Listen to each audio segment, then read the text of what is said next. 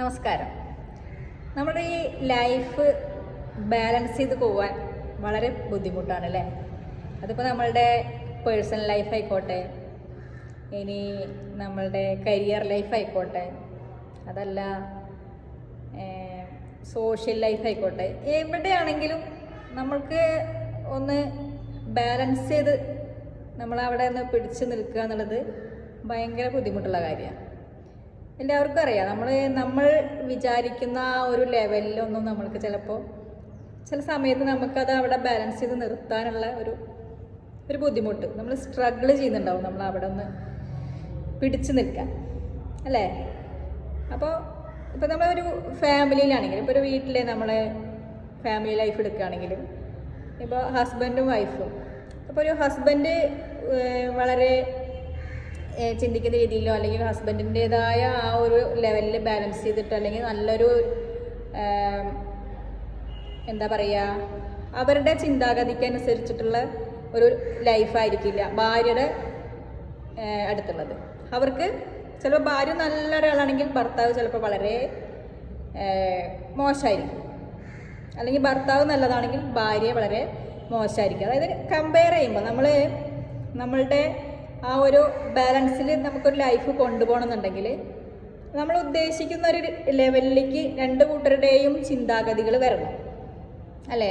അത് ചിലപ്പോൾ ഒരാൾ ചിന്തിക്കുന്നതിൻ്റെ നേരെ വിപരീതമായിട്ടായിരിക്കും മറ്റൊരാളുടെ ചിന്ത പോകുന്നത്. അതായത് ഒരാൾ നല്ലതാണെങ്കിൽ എന്തായാലും മറ്റൊരാൾ ചീത്തയായിട്ട് വരും. ഇനി അതല്ല, രണ്ടാൾക്കും ഒരേ രീതിയിൽ വരുന്ന ചിന്താഗതിക്കാരാണെങ്കിൽ അവരത്രയും അഡ്ജസ്റ്റ് ചെയ്തിട്ട് ആ ഒരു ലൈഫിനെ അത്രയും വാല്യൂ ആയിട്ട് കാണുന്നവർ അത്രയും അഡ്ജസ്റ്റ് ചെയ്തിട്ട് നിൽക്കുന്നവരായിരിക്കും. ഇനിയിപ്പോൾ ഒരു അമ്മായിയമ്മ നല്ലൊരു അമ്മായിമ്മയാണെങ്കിൽ അവിടെ മരുമകളായിരിക്കും പ്രശ്നം.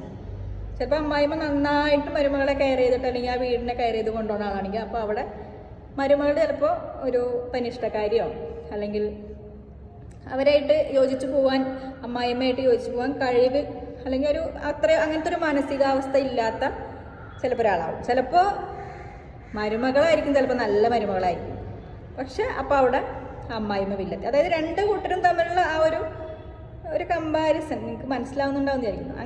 അങ്ങനെ ആയിരിക്കും പല വീട്. അതായത് എല്ലാം ഒരേ രീതിയിൽ, എല്ലാതും നമുക്ക് ഒരേ അളവിൽ നമുക്ക് ദൈവം തരില്ല. നമ്മൾക്ക് അത് ബാലൻസ് ചെയ്യാനുള്ള ഒരു കഴിവാണ് നമുക്ക് വേണ്ടത്. നമ്മൾ എല്ലാ കാര്യങ്ങളും നമ്മൾ വിചാരിക്കുന്ന രീതിയിലേക്ക് പോവില്ല.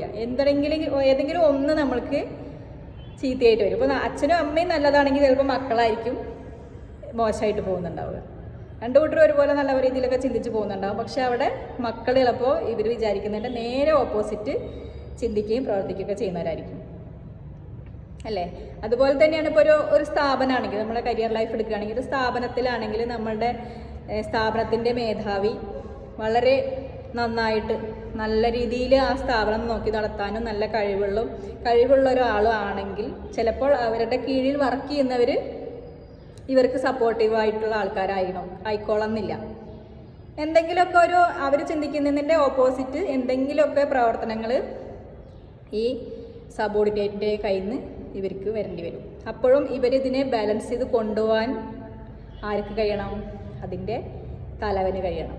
അത് ഫാമിലിയിലായാലും തന്നെ ആ ഫാമിലീനെ ബാലൻസ് ചെയ്ത് കൊണ്ടുപോകാനുള്ള കഴിവ് ആണ് നമ്മളുടെ ഒരാളുടെ വലിയൊരു കാപ്പബിലിറ്റി, അല്ലെങ്കിൽ നല്ലൊരു കഴിവായിട്ട് നമുക്ക് അതാണ് ശരിക്കും ജീവിതത്തിൻ്റെ എന്താ പറയുക, ലൈഫിനെ ബാലൻസ് ചെയ്ത് കൊണ്ടുപോകാനുള്ള ഒരു കഴിവെന്ന് പറയുന്നത്. ഇപ്പോൾ ചില വീടുകളിൽ കണ്ടിട്ടില്ലേ, ഇപ്പോൾ ഒരു കല്യാണം കഴിഞ്ഞ് കഴിഞ്ഞാൽ കല്യാണം കഴിയണവരെ വളരെ ഹാപ്പി ആയിട്ട് പോകുന്ന മകൻ വളരെ സന്തോഷമായിരിക്കും. പക്ഷെ കല്യാണം കഴിഞ്ഞ മരുമകളൊക്കെ വന്നു കഴിഞ്ഞാൽ ആ വീട്ടിൽ അമ്മായിയമ്മ മരുമകൾ തമ്മിൽ പ്രശ്നമുള്ള വീടുകൾ ഉണ്ടാവുമ്പോൾ ഈ മകൻ, അതായത് ഭർത്താവാണ് അവിടെ ബാലൻസ് ചെയ്യാൻ ഉള്ള ആൾക്കാണ് ആ കഴിവ് വേണ്ടത്. കാരണം രണ്ടാളേനും ഉപേക്ഷിക്കാൻ പറ്റാത്തൊരവസ്ഥ. ആരെയാണ് ഉപേക്ഷിക്കുക? രണ്ടാളും വേണ്ടപ്പെട്ടവരായിരുന്നു ഈ ഭർത്താവിന്. രണ്ട് സൈഡും ഒരേപോലെ ബാലൻസ് ചെയ്യാനുള്ള കഴിവ് ഈ ഭർത്താവിനുണ്ടാവണം. അപ്പോൾ അതിനു വേണ്ടിയിട്ട് അയാൾ ഒരുപാട് ക്ഷമിക്കാനുള്ള കഴിവ് അല്ലേ? പലതും അയാൾക്ക് ചിലപ്പോൾ കണ്ടില്ല എന്ന്, അല്ലെങ്കിൽ സംസാരിക്കേണ്ടോട്ട് സംസാരിക്കാൻ പറ്റാത്തൊരവസ്ഥ ബാലൻസ് ചെയ്ത് കൊണ്ടുപോകാൻ ഒരാളുടെ ഭാഗം പറഞ്ഞാൽ മറ്റൊരാൾക്ക് പിണക്കായി അല്ലേ? അതെല്ലാ വീട്ടിലും ഒരുവിധം എല്ലാ വീടുകളിലും ഉണ്ടാകുന്ന ഒരു സംഭവമാണ്. അവിടെ ബാലൻസ് ചെയ്യാനുള്ള കഴിവ് വേണ്ടത് ഭർത്താവിനൊരു കഴിവ് വേണം. രണ്ട് കൂട്ടരേനെയും എന്താ പറയുക, ഉയർത്താനും പാടില്ല താഴ്ത്താനും പാടില്ല, ഒരേ രീതിയിൽ ആ ബാലൻസ് ചെയ്ത് കൊണ്ടുപോകാനുള്ള കഴിവുള്ള ആൾക്ക് ആ ഒരു കുടുംബത്തെ നന്നായി നയിക്കാൻ കഴിയും. അതായത് നേതാവാവുക എന്നൊക്കെ പറഞ്ഞു കഴിഞ്ഞാൽ അത്രയും അയാളവിടെ താന്നു കൊടുത്തിട്ട് മറ്റൊരു രണ്ടാളെയും പൊക്കി കൊടുത്ത് രണ്ടാളെ ഒരേ രീതിയിൽ കൊണ്ടുപോകാനുള്ളൊരു കഴിവ്. നമ്മളുടെ പല ഇഷ്ടങ്ങളും അല്ലെങ്കിൽ നമ്മളുടെ പല അഭിപ്രായങ്ങളും നമുക്ക് പറയാൻ പറ്റാത്ത സാഹചര്യങ്ങൾ വരുന്നൊരു സമയം. അതിപ്പോൾ നമ്മൾ പുറത്തിറങ്ങിയിട്ടുള്ള ജീവിതത്തിലാണെങ്കിലും അതെ, പുറത്തുള്ള എല്ലാ ആൾക്കാരും നമ്മൾ പ്രതീക്ഷിക്കുന്ന കാര്യങ്ങൾ തന്നെ ആയിരിക്കണം, അല്ലെങ്കിൽ നമ്മൾ എക്സ്പെക്റ്റ് ചെയ്യുന്ന കാര്യങ്ങളായിരിക്കണം അവർ ചെയ്യുന്നതെന്നോ അല്ലെങ്കിൽ അവർ പറയുന്നതൊന്നും ആയിരിക്കില്ല. പലതും നമ്മൾ എന്താ പറയുക, നമുക്ക് ഇഷ്ടപ്പെട്ടില്ലെങ്കിലും നമ്മൾ ആ ഒരു സ്ഥലത്ത് നമുക്കൊന്നും പ്രതികരിക്കാനോ പ്രവർത്തിക്കാനോ പറ്റാൻ കഴിയാത്ത സാഹചര്യങ്ങൾ വരും. നമ്മൾ ചില സമയത്ത് എന്താ പറയുക, മാസ്ക് ധരിച്ച് നിൽക്കേണ്ട ഒരവസ്ഥ. വാങ്ങുന്ന മാസ്ക് അല്ല ഉദ്ദേശിച്ചു, മുഖം മൂടി നമ്മളുടെ യഥാർത്ഥ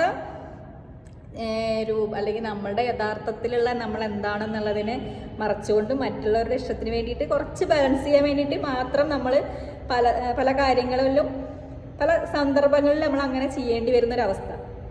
അതായത് നമുക്ക് വെറുപ്പിക്കാനും പറ്റില്ല, പക്ഷേ നമുക്ക് അവിടെ നിൽക്കും വേണമെന്നുണ്ടെങ്കിൽ അപ്പം നമ്മളാണ്, അതായത് നമ്മളുടെ ക്ഷമാശക്തി, നമ്മൾ എത്രത്തോളം ക്ഷമിച്ച് സഹകരിച്ച് പോകാനുള്ള നമ്മളുടെ ആ ശക്തിയിലാണ് നമ്മളുടെ പവർ അല്ലേ, ഒരു ബാലൻസിങ് പവർ. നമുക്ക് ആ ബാലൻസ് ചെയ്യാനുള്ളൊരു കഴിവ് വരുന്നത് പലതും ചിലപ്പോൾ നമുക്ക് പ്രതികരിക്കാൻ പറ്റാത്തതായിരിക്കും, അല്ലെങ്കിൽ നമ്മൾക്ക്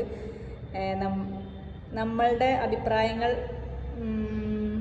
അതായത് അതേ രീതിയിലൊന്നും നമുക്ക് അവിടെ നടപ്പിലാക്കാൻ കഴിയാതെ വരുന്നൊരവസ്ഥകൾ വരും.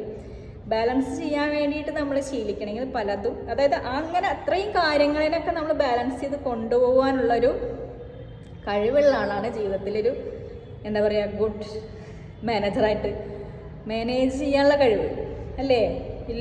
എല്ലാ ഭാഗത്തും എല്ലാ വശങ്ങളെയും ഒരുപോലെ മാനേജ് ചെയ്യാൻ കഴിയുമ്പോഴല്ലേ ആളൊരു ഗുഡ് മാനേജർ ആവുന്നുള്ളൂ. അതിപ്പോൾ ഏത് ലൈഫിലായിക്കോട്ടെ നമ്മുടെ വർക്കിംഗ് സ്ഥലത്തായാലും നമ്മൾ അത്രയും കഴിവുകൾ, അതായത് മാനേജ് ചെയ്യാനുള്ളൊരു കഴിവ് വരണം, ബാലൻസ് ചെയ്ത് കൊണ്ടുപോകാനുള്ള കഴിവ്. ഒരു സ്ഥാപനം ആയിക്കോട്ടെ, ഒരു വീടായിക്കോട്ടെ, അതിന് അത്രയും നല്ലൊരു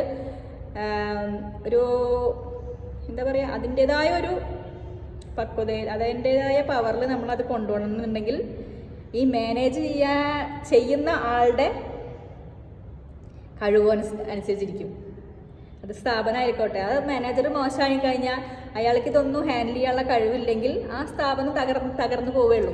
അതിപ്പോൾ എന്ത് പ്രശ്നം വന്നാലും കൂടിയിട്ട്, ഇപ്പോൾ ഫിനാൻഷ്യൽ പ്രശ്നമായിക്കോട്ടെ, ഇതുപോലെ സ്റ്റാഫിൻ്റെ പ്രശ്നമായിക്കോട്ടെ, അഭിപ്രായ വ്യത്യാസങ്ങൾ വന്നെങ്കിലൊക്കെ ആയിക്കോട്ടെ, ഈ ഒരു അതായത് ഇത് ഹാൻഡിൽ ചെയ്ത് കൊണ്ടുപോയി അതിനെ നിലനിർത്താനുള്ള ഒരു ബാലൻസ് ചെയ്ത് നിലനിർത്താനുള്ള ഒരു കഴിവ് വരുത്തണം. അതാണ് ലൈഫ് ബാലൻസ് ചെയ്യുക, എല്ലാ മേഖലയിലും ബാലൻസ് ചെയ്ത് കൊണ്ടുപോകാൻ കഴിവുള്ള ഒരാളാണ് ശരിക്കുള്ളൊരു മാനേജർ. അപ്പോൾ ജീവിതത്തിൽ ബാലൻസ് ചെയ്യാൻ പഠിക്കണം. പല കാര്യങ്ങളും ഇപ്പോൾ നമ്മൾ ഇഷ്ടപ്പെടുന്ന കാര്യങ്ങളായിരിക്കാം, ഇഷ്ടപ്പെടാത്ത കാര്യങ്ങളായിരിക്കും, പക്ഷേ ചിലപ്പോൾ നമുക്ക് ഇത് രണ്ടിനെയും കൂടെ ബാലൻസ് ചെയ്ത് കൊണ്ടുപോകാനും വേണം ഒരു കഴിവ്. അപ്പോൾ അങ്ങനെ ബാലൻസ് ചെയ്ത് കൊണ്ടുപോകാൻ കഴിവുള്ള ഒരാളാവാൻ നിങ്ങൾ ശ്രമിക്കുക. അപ്പോൾ ലൈഫും ആ ഒരു സ്മൂത്തിൽ കൂടെ ലൈഫിനെ നമുക്ക് കൊണ്ടുപോകാം. Okay, thank you.